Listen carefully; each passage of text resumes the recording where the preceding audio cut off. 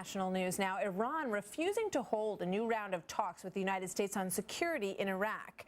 Now, Iranian officials announced that there is no conclusive evidence that Iran was supplying weapons to Shiite militias in Iraq, and asked American forces to end their current assault against them, which raises a couple of conflicting notions. KT McFarland, former Deputy Assistant Secretary of Defense under President Reagan, joins me now. KT, good to have you with me as always. Thank you.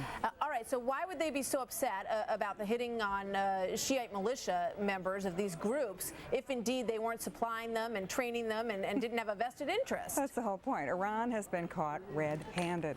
They have used Hezbollah militia, Hezbollah terrorists to train Iraqi Shiites in Iran.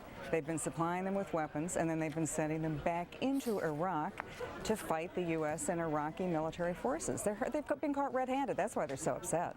Should anybody be surprised that they're not going to hold a new round of talks with the United States? I mean, you know, those talks have always been contingent on them, you know, proving that they had stopped this program, and they've made no indication that they have any intention of doing so. No, and look, it's a giant chess game. We have to always remember the Iranians are the people who invented chess, and they're very good at playing the game.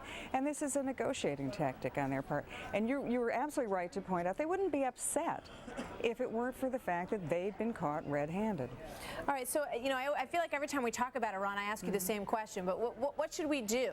Well, you need what to have should leverage. be done? You know, the whole Iran, any country, but Iran particularly responds to leverage. And the leverage you use is economic, financial, diplomatic, and ultimately perhaps, although you don't want to go there, maybe military.